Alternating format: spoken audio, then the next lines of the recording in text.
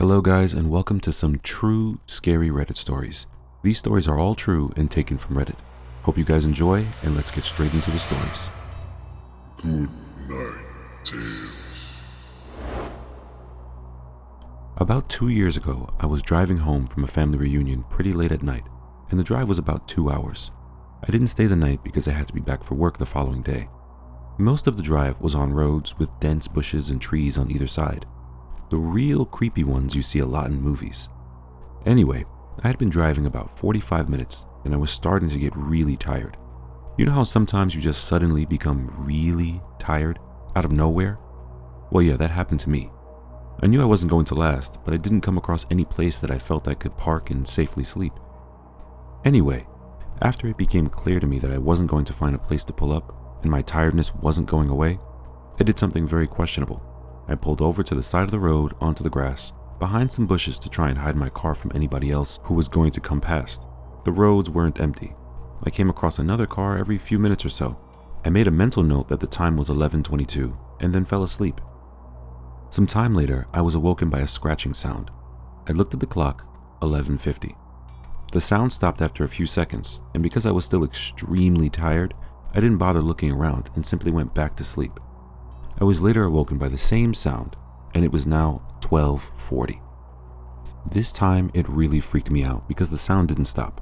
The thought ran across my mind that it was just an animal inspecting the car, but why would it return almost an hour after it had left the previous time? I looked in my rearview mirror and just managed to catch a glimpse of something running away into the forest. Now, at the time, I thought it was the damn hook killer. You know, the one that scratched that couple's car and then slaughtered the guy when he got out to investigate? That, I thought to myself, so I got the hell out of there. There was a bend no more than 100 yards up the road, and as I came around it, there was a car parked off to the side of the road with the driver's side door opened. I slowed down just to look to see if anyone was in there. There wasn't. Then I looked in my rearview mirror. I didn't see anything. And all of a sudden, this guy comes sprinting around the corner. He starts screaming at me, shouting stuff like, Hey you, out of your car, now! I noped the out of there and sped off. I never saw the guy again.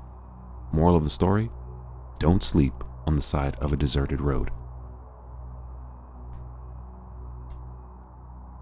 A few summers ago, I went for a bike ride around midnight with a friend. We went our separate ways at the end of the evening, and I had about 2 blocks to ride back myself. Because of construction, I had to ride on the sidewalk, but the streets were dead. It wasn't a problem until right where I was about to turn left onto my street. There was this man walking by himself, maybe in his 40s, a little scruffy, but not homeless. The sidewalk was narrow, and I didn't want to freak him out, so when I got about 6 feet behind him, I said, Hey, behind you, and he turned around and gave me this super angry look. I turned down my street, and he started to follow me, literally screaming about how he was going to kill me and all that. I live right off the corner, and I didn't want him to figure that out, so I decided to do another loop around the block. That's not the scary part. The scary part is that when I looped back around and looked down the street, I saw him standing on my front stoop, staring out at the street. I live there. He saw me ride by again, but he didn't say anything. I ended up going back to the friends, but my bike got stolen from the alleyway by the house 2 days later. I had awesome parents who let me sleep in the living room on weekend nights when I was very young because my sister was a light sleeper and I could stay up until dawn. But of course, I always ended up sleeping on the couch because Nick at night made me tired. So, one night I wake up to a prickly feeling, like an instinct, just bolted into a sitting position and stared out the front window. We lived in rural Georgia, so you can imagine the magnitude of trees. In perfect light cast from the moon, I see a silhouette of someone in this tree. The family dog dashes to the window and is snarling into the glass. Terrified, I run into my parents' room and try to explain to my parents that there is a strange person outside. Dad grabs something defensive and darts outside with the dogs to beat the wax off the hothead. I tremble in Mama's arms until Dad comes home and says he saw no one and to go to bed. I fill in my sister as to what happened. Dad is making regular rounds in the house with a cup of coffee. We're all still and I finally think I can sleep. Nope, I notice the man outside my window. From what I can see in the moonlight, he gives me a shush signal and runs away. I swear I couldn't stop crying for what felt like hours. My house sits farther back in the lot than most other houses. It is a strange layout as well. The sidewalk runs the length of the living room and ends at the front porch, which leads into the living room. Large windows that do not open allow great light to get into the living room, but at the cost of no privacy. The rest of my family was on vacation, and having the house to myself, I decided I would get smashed. Well, I passed out on the couch in the living room at about 9, when I realized I was too scared to walk back to my room. The couch is right underneath these big windows. I woke up suddenly, not knowing why. I had a severe case of the chills, and I could not figure out why. Then the banging started. It came from right above me. I did not move, but I opened my eyes and looked up at the window. Someone was standing there, pounding on the glass. Without moving, I looked at the cable box. It was around 3 in the morning. The banging continued. Then it stopped suddenly, but I still did not move. Suddenly it commenced again, coming from 2 different directions now. Someone is banging on the window, and another person is banging on the front door. They kept doing it and would not go away. Finally, after about 40 minutes, they quit. It was the most terrifying event I can recall at the moment. It made me a nervous wreck after that. I called a friend the next day to see if he would come over and stay for the rest of the week, and his response was, "What for? So that we can both be murdered in our sleep? Thanks a lot, man." I was 17 and had just gotten my license. Back in high school, my friends and I had made it a mission to find abandoned houses to throw parties in. We had a few good candidates, but the motherlode was this house I would pass on my way home from work. It was an undeveloped shell of a huge home, with a large property in the back. I had told one of my friends about it, and one day before we went to see a movie, I took him to the house. It was about dusk in summer, so I had my headlights on. I pulled into the front of the house, and we were there for like 10 seconds tops before we pulled back to go to the main road. A minute later, this big truck pulls up behind us with its high beams on and riding our ass. My friend and I took note of it, but paid it no mind as we headed back to the main road. At the light, I turned right, but the truck cut through the gas station at the corner and blocked us off. Out of the truck comes this big hulk of a man, and my friend and I are shitting our pants. He raps on the window and I roll it down. Now, the really freaky part is that this is a busy road, and now there was no one in sight. He asked us what we were doing at that house, and I quickly lied and said we were making a U-turn. He stares at us for a few seconds, smiles, and sends us on our way. To this day, the house remains unfinished, and I'm convinced it's a drug operation of some sort. Okay, so this happened to me last summer when I was back at my parents' house during the holidays. It was around 3 a.m. and I was in my room on my computer when I got a call from my sister. Now this was already a little bit weird since my sister's room is just down the hallway and she could have just come into my room. I went to pick it up and the call ended as soon as I reached the phone. I figured that she wanted to speak with me, so I got up and went to her room. As soon as I reached her door, she started screaming that someone was in the room with her, so I busted in and of course nobody was there. After she stopped crying, she told me that she woke up and saw a dark shadow just centimeters from her face, and that's when she screamed. So I told her that she called me, and she told me that her phone is not in her room, and she was sleeping. Sure enough, her phone was actually downstairs in her purse. The weird part is that I have the log of her call on my phone, but she doesn't. Never managed to explain this one. This is not supernaturally creepy, but is one of the most disturbing and surreal experiences of my life. One early morning a few short years ago, I was walking to my bus stop and eating a banana. It was dark, misty, around 5 a.m., and I am internally debating something trivial, like if I want my daily Starbucks before or after the commute. As I approach the dimly lit corner on my street, a tall man in a black mask steps out of the dark alleyway to my left. Sleepy and disoriented, I barely acknowledge him. When he shouts, "Put down your fucking purse," and points his gun to my head, things start to click. The man says, "Put down your bags," and I tell him, Okay, I'm putting them down over here." He orders me to walk over to him, toward the alley, and get down on the fucking ground. And I agree. I'm coming, okay. My heart is beating 1,000,000 miles a minute, and my hands still smell sticky from the banana. I know I need to get away. I don't know why, but my mouth won't stop working. "Look, see, I'm on the ground. My stuff is over there. Please just take my stuff." But he doesn't like it. "Shut up, okay?" He gets on top of me and puts the gun to my head. At this point, I should mention the fact that I'm on my way to coach a high school practice, and I'm dressed like a dude. Huge baggy pants, hat, jacket. If not for my telltale voice, I'd look like a prepubescent 90s rap star. Anyway, as the guy gets on top of me, gun to my head, he looks at me and pauses. I can't tell you why I know this, but I swear at this moment, it clicks for him that I'm a woman.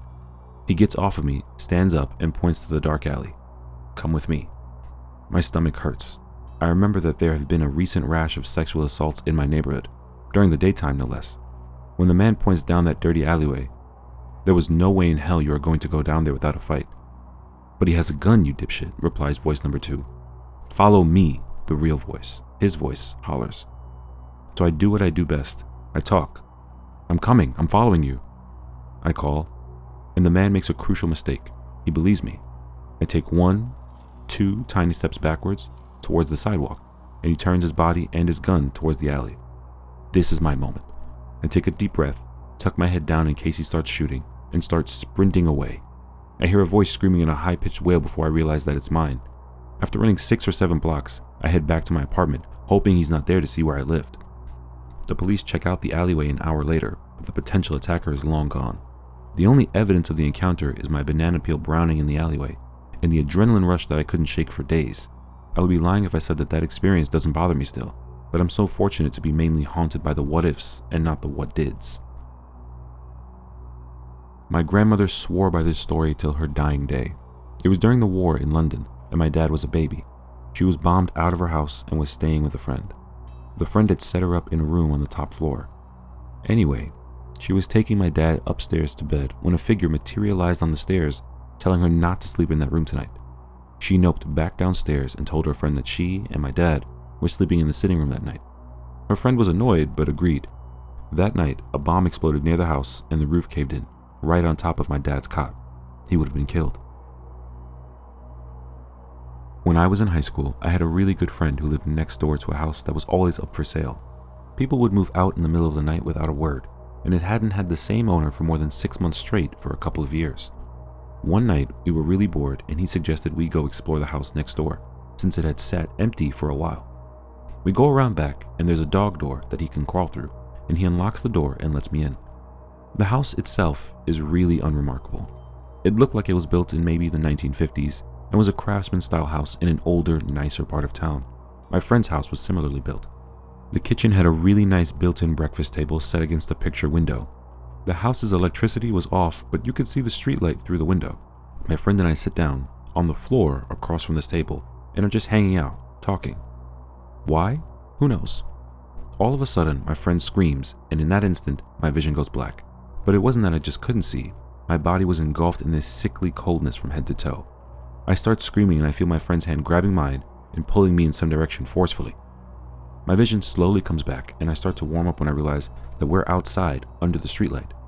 It was December and should have been much warmer inside of that house. Finally, I look at my friend and he looks scared. I'm really confused and kind of panicked myself and finally ask him what happened.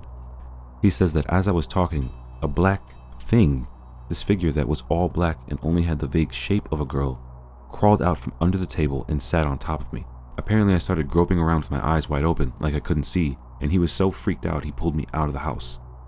We're still friends and we bring it up every now and then, but the story itself never changes and it still sends chills down my spine. To this day, I've never felt such blackness or coldness in my life. It was palpable, almost sticky. For a couple of days afterward, I couldn't shake this unsettling feeling, and I could never walk past that house again. I'm scared to get out of bed now. Every time I stay at my grandma's house, I hear someone walking upstairs. It starts at one side of the room, casually walks to the other, and stops. This will happen maybe twice a night. I didn't start hearing it until I was about 14, when my grandparents made me start sleeping in a different room on the first floor because they started sleeping in separate bedrooms. Blah, blah, blah. Regardless, both of their rooms are also on the first floor. For a little backstory, I have always been afraid of the upstairs at their house. I don't know why, but it's always freaked me out, and I refuse to ever go up there alone. I'm 23 now, still won't go up alone. There's one room specifically though. It's a long, narrow bedroom. When you open the door, there are closets on your left and right, a bed placed roughly in the middle of the room, and a window on the far side opposite the door. I was told growing up by my grandparents that the sons of the previous owner claimed to see a gorilla come out of the closet at night, dance around the room, and go back into the closet. I thought nothing of the story until I had to start sleeping in the other room, the room located directly below the scary room upstairs. So we all went to bed. all the lights in the house are off, and I'm still awake, lying on the bed. Then I heard it. Thump, thump, thump. Starting at one end of the room upstairs, it got closer to me, passed right above me, and continued to the end of the room, where it stopped. I'm wide awake, terrified out of my mind. It was no question to me that I had heard footsteps. I knew that slow, casual pace. I was freaked out and went to my grandpa's room. I told him what I heard. He told me that the house is old and it creaks, but he turned the dining room light on for me, so I felt a little safer. I tried going back to sleep.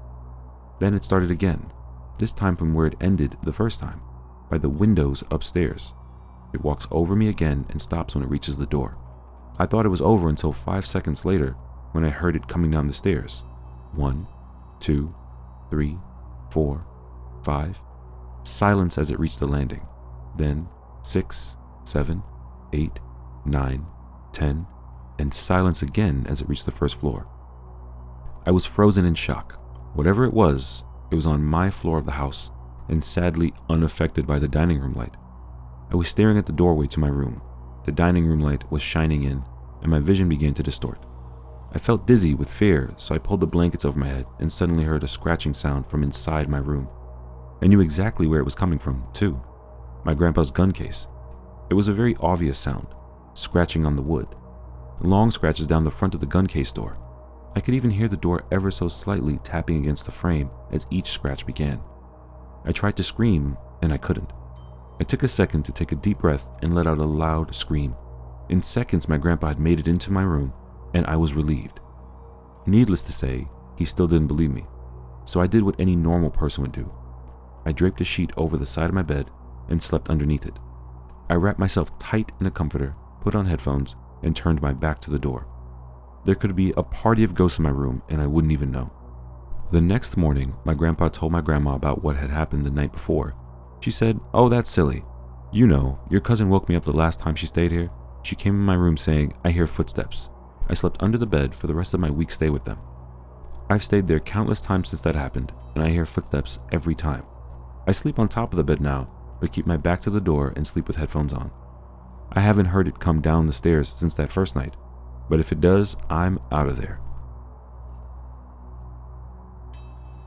When I was about 7, my 2 brothers and I were playing in an area that was used as an unofficial motocross place. We decided to dig a tunnel for some reason, being the extra smart guys we were. It took a few hours to dig about 6 feet in and 2 feet high. I was right up at the face when suddenly the tunnel collapsed. It was all dirt with no supports. My world went instantly black and hot. By hot, I mean furnace hot. I couldn't move a muscle from the weight of the soil completely enclosing me. I started to really panic, as you do. Everything started turning red, which I guess was blood being forced into my head. Every breath was getting harder as the soil constrained me more and more. Even though my hands were near my face, I couldn't move my arms to clear the dirt around my head, and also started breathing in dirt, which made me cough, which made me contract my stomach, and then I couldn't draw breath at all. This isn't what made me panic though. The total darkness turning red with the incredible heat made my young mind think I was going to hell. I don't know how long I was buried for, but it seemed like an eternity. Suddenly, I felt something grab one of my feet. My brothers had been frantically digging through the collapse to pull me out and managed to reach me and then pull me out. We never told my parents. I just went home and got hosed down. When we first moved into the house I grew up in, I used to hear things calling my name from the opposite end of the house. Like, I would be in my room playing with Legos or something, and I would hear my dad call my name from his room. So I'd go to my parents' bedroom and ask them what they wanted, and they'd always tell me that they never called my name. Being a little kid, I honestly started to think that they were playing a joke on me, because this happened about once every couple of days. Well, one night it happened, and I went to ask them what they wanted like always, but right as I stepped into their room, I heard my mom's voice calling for me from the living room, which is all the way on the other side of the house. It was at that exact point that I knew no one was tricking me, because I was looking at both of my parents sitting in front of me. I kind of kept this to myself until my brother was diagnosed with partial narcolepsy. One of the symptoms of narcolepsy is apparently oral hallucinations. So I thought maybe I had it too. Went and got myself checked, completely fine. So I have no idea what was calling my name all those years, and I still hear it at night whenever I come visit and stay over. Okay, this is 100% true. I'm 23 now, and this happened about 10 years ago, so I was probably 13 or 14. Anyway, I used to skateboard all the time with my friends, Tim and Brandon. One day, we got done skating and we decided to go to 7-Eleven to get some food and drinks before we went home. Remember, I was only 13, 14, so we weren't driving. We had skated to the 7-Eleven and were planning on skating, walking back home. Anyway, we bought our drinks and we left the store. We walked to the parking lot's exit and prepared to cross the highway. It's not a busy highway since it's a small town. While we waited for the traffic light to turn red so that we could cross, I looked behind me at the 7-Eleven gas pumps.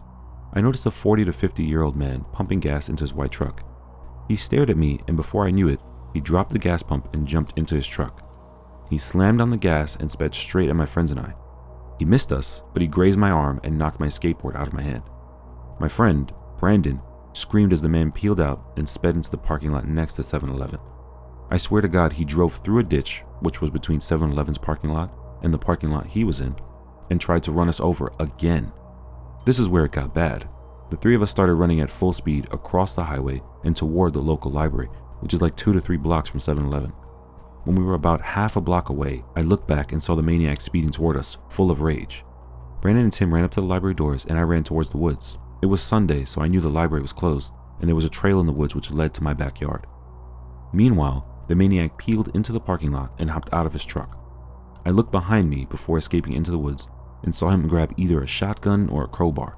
I was pretty far away at this point and I was freaking out, so my vision wasn't great. From the bed of his truck, I ran all the way home.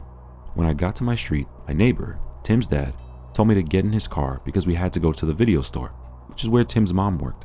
When I got there, I found Tim and Brandon. They ran to the video store after realizing that the library was closed, and 3 cops. A minute later, my mom came in, crying her eyes out because Brandon and Tim told her they didn't know if I lived or not. Everyone had thought that I was captured. Tim told me that he saw the guy running after me into the woods, which is scary because I thought the maniac was chasing them, not me. Anyway, he was never caught, and I spent the next 5 years worrying about every white truck I saw. Posted this elsewhere, but here it goes. Not me, but my sister. So growing up, my sister had an imaginary friend. She said she was an older lady and she was nice, and her name was E. She talked to her and played with her, all that jazz, until she was probably 4 or so, and then it stopped. Fast forward to when my sister was about 10. My mom isn't home because she got a call to go to the nursing home for my grandpa, so she bolts with Pops. My sister and I shared a room at the time, and she was in there doing whatever, and I was on the other end of the house. All of a sudden, I hear the radio in our room to click on, turn all the way up, turn all the way down, and go off. This happened like 3 times, so I go in there to tell her to knock it off, and she is sitting in our room, just white as a ghost. I go over to the radio to unplug it. No plug. No batteries. Only radio in the house. I look at her and she says, "It was E. I saw her. It was E." So I call my mom, freaking out, and my mom is so upset. Apparently Grandpa had just passed away. Weird. A few days later at the funeral, a relative comes up to us and gives us a pic she found. My sister goes, "Hey, it's E." It was a picture of my grandparents when they got married. My grandmother died before I was even thought of, when my mom was 11. We live in the home my mom grew up in. We have no pictures of her at all, as my step-grandmother got rid of them all when she moved into the house a few years after my mom's death. I lived in a bizarre little house as a child. It was incredibly tall and thin, like an attached house, except freestanding, with 3 floors, a basement, and an attic. It was full of quirks, such as 2 fully functional fireplaces, a shower stall in the center of the basement, a backyard so small that you could not take 5 paces without hitting the fence, and an old-timey rope-pull dumbwaiter that led from the kitchen to my bedroom. I loved that weird little place, but unfortunately, it was incredibly old, and half of its charm was the fact that it seemed to have been designed by an inarticulate conclave of lunatics, and eventually the repair costs exceeded what my parents were willing to sink into it, and we had to move. Preparing for the move was a chore. I packed most of my stuff myself, and I had taken to throwing stuff down the dumbwaiter and shoving all my clothes so thickly in my closet that they became a single solid brick of fabric. While clearing that closet out, in fact, I came across a feature I hadn't noticed before, an attic entrance in the roof. Being an adventurous kid, I opened her up, stood on the closed brick, and began my first and last exploration into the topmost part of our weird little house. The first thing I noticed was that it wasn't as dark as it should have been. The place was strung with old red Christmas lights which still burned with leftover incandescence, and a dozen little cracks and holes peeped down into all the bedrooms below. The second thing I noticed was that the place was set up for habitation. The insulation was plasticed away, there was an old gurney piled with sleeping bags and sheets, and a rusted mint green refrigerator which still worked when I tested it. The third thing was the bones. There were a lot of bones. I was a kid at the time with a limited understanding of anatomy, but there were bones of all types heaped into a series of piles around the center of the attic. Small and large, clean and white, from every and any imaginable sort of creature, haphazardly stacked in a half-dozen osseous clumps. 2 of them were blackened, as if someone had tried to burn them. In the walls nearest those blackened piles were scrawled in dark bone char messages. Mostly they were just smears, but the word sorry appeared more than once. That room had been living in my head for 8 years while I slept. Alright, so those were some scary, true Reddit stories. Let me know which story you found the most interesting down in the comments. Also, don't forget to like the video and subscribe to the channel to stay updated on the latest scary stories.